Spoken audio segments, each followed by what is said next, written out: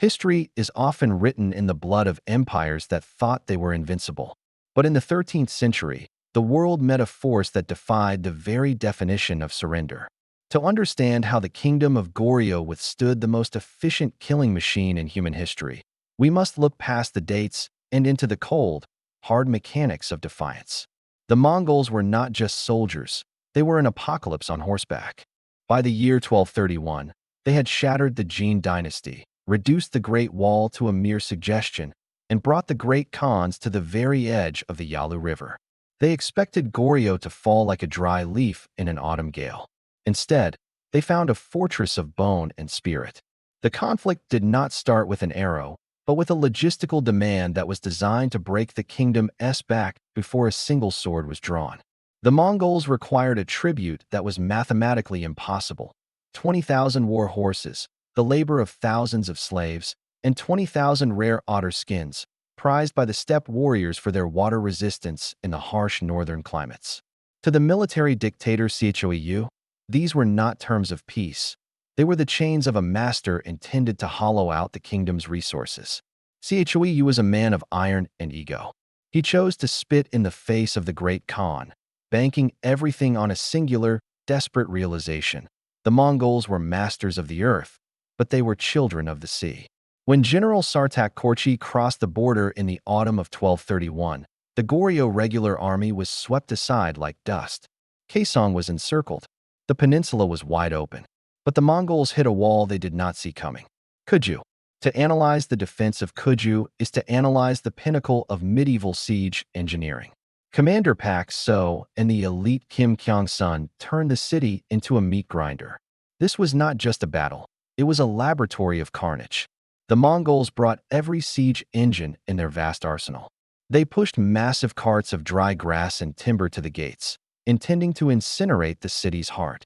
The Koreans responded with precision-aimed catapults, launching stones that crushed the carts and the men beneath them with terrifying kinetic force. When the Mongols built towers to oversee the walls and protect their sappers, the Koreans displayed a genius for counter-siege tactics. They dug tunnels through their own stone fortifications to pour molten iron directly onto the enemy.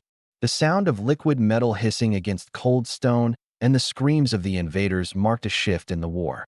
The Goryeo defenders were no longer just surviving. They were innovating. The most macabre moment of the siege came when the Mongols launched bundles of sticks drenched in human fat. They hoped the unquenchable, oily fire would break the city's morale and ignite the wooden structures within. Instead, the Goryeo defenders displayed a terrifying coldness. They blanketed the fires in mud and earth, working through the toxic smoke while arrows hissed past their ears like angry hornets. Kim Kyong-sun, leading only 12 hand-picked soldiers at the south gate, told his men to accept death as their fate. By removing the fear of the end, he created a unit that was psychologically untouchable. They held through 5 separate charges, their blades becoming physical extensions of the stone walls. After a month of absolute failure, the Mongols did something they rarely did: they walked away. They declared Kuju was protected by heaven. But for Chou, this was only the first act. He knew Sartak would return with a larger hammer. He needed a sanctuary that the Mongol horse could never reach. By the summer of 1232, the entire Goryeo government performed a feat of administrative magic. They evacuated the capital and moved the king, the court, and the treasury to Ganghwa Island. It was a masterstroke of maritime strategy. The Mongol cavalry were masters of the open steppe, but the treacherous, churning tides of the Han River estuary were a foreign and lethal language to them. Inside the island's mud-walled fortresses, the elite sat in relative safety, protected by the very water the Mongols feared. But on the mainland, the world was ending.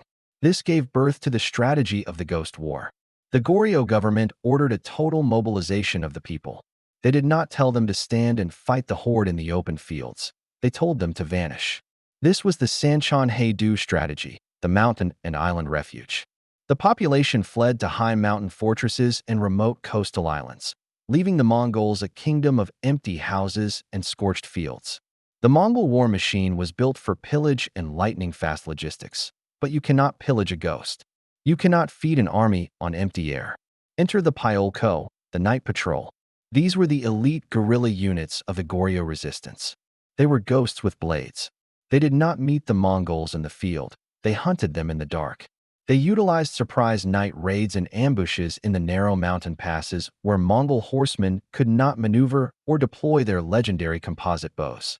The Pyolko were more mobile than the Mongols because they knew every rock, every ravine, and every hidden path of their homeland. They turned the very geography of Korea into a weapon. Every mountain became a trap. Every forest became a grave. The Mongols grew frustrated. And a frustrated Mongol is a demon. They began a campaign of total desolation. They erased entire villages from the map. They dragged hundreds of thousands of civilians into slavery, hoping to force the court off their island. As the smoke choked the mainland, the Goryeo court turned to a different kind of warfare. Spiritual warfare. They began the monumental task of carving the Tripitaka Koreana, 80,000 wooden blocks. Every character was carved with a prayer for the kingdom's survival. It was a wall of scripture built against a tide of steel. They believed that if they could secure the favor of heaven through this massive act of devotion, the demons on horseback would be cast back into the steppe. But while the monks carved and the guerrillas bled, the Mongols were learning. They were finding the cracks in the Goryeo armor. They found the traitors. They found men like Hong Pagwan, who would sell their country for a seat at the Khan's table.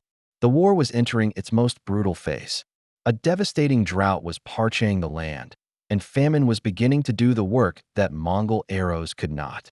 And in the shipyards of the north, the Mongols were beginning to build something they had never needed before, a navy. The sanctuary of Ganghwa Island was about to be tested. The Seochoi dynasty was holding the line, but the line was fraying under the weight of 1,000 years of pressure. The Ghost War was becoming a war of absolute attrition. And at the heart of the Mongol court, a deception was about to be born, a fake prince who would fool the world for 14 years. The defense was holding, but the price of survival was about to become astronomical. The iron radiance of Goryeo was glowing white-hot, but even the strongest metal eventually reaches its melting point.